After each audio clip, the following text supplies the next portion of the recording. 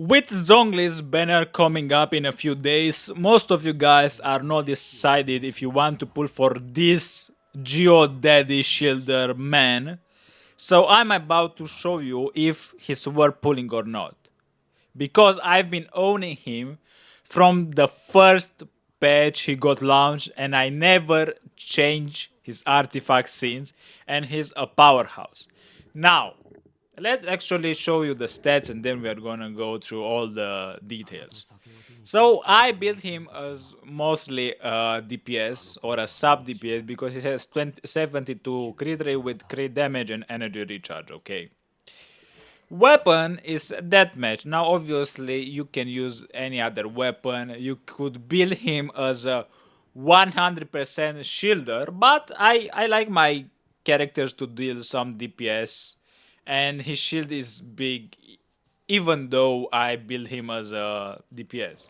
And I'm using the Noblesse Oblige for the all team members buff. Obviously you could change it up, you could use better artifacts, but I haven't been using Zhongli in a while now because I don't know, he's not really required anymore, right? He's been replaced, but we are gonna talk about this later. Constellations, if you ask me, you don't need a weapon, you don't need constellations, you don't need nothing. Zhongli is a god even at Constellation 0, and he was built this way from the very beginning.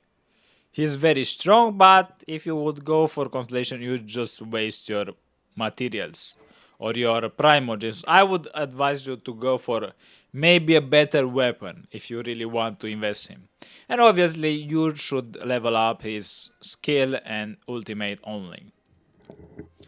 So this is his skill. Basically, this is the shield. When you see these rocks around him, basically you know his shield is up and he can withstand a lot of damage, a lot of damage, even in the abyss.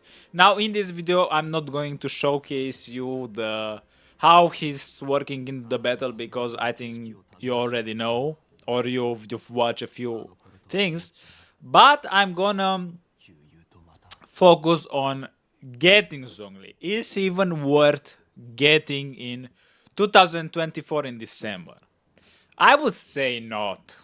Not pull for Zhongli. Even he's the best shielder.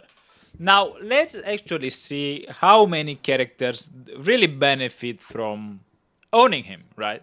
So obviously you want him to be paired with characters that are interrupted. So basically bow users like Line, like Ganyu, maybe even Yoimiya sometimes. So this character, if you main these characters, yes, pull for Zhongli. Or let's see any others. Or maybe if you are playing with Arataki is a very good character for him, right? Because his geo resonances and other things. But other than that, maybe Arlecchino, maybe, right? So there's not really a lot of characters that are very OP nowadays and you really need to play with him. Or that needs his protection. For example, I'm using right now what I'm using. I'm using Kinich, I'm using Molani, I'm using Nuvilette. I don't really need Zhongli, right?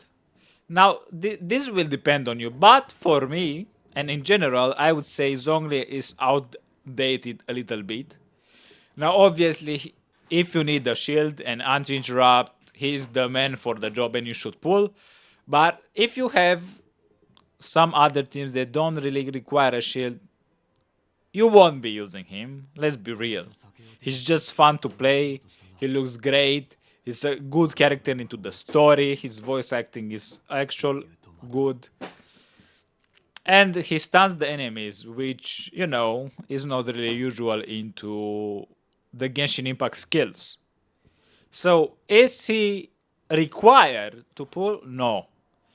Is he cool to have? Yes. But I wouldn't pull for him. If I were to play right now with the characters that are recently launched and which are going to be launching into the future, I don't think it's needed. I think this is just nice to have, not a must to have. Let me guys know what your opinion is, because it's important to have diversity. Now maybe this is just because I have many other choices. I've been playing since the very beginning, but for new players maybe it's different and I don't really know it. So let me guys know into the comments if Zhongli is a must pull for you or not.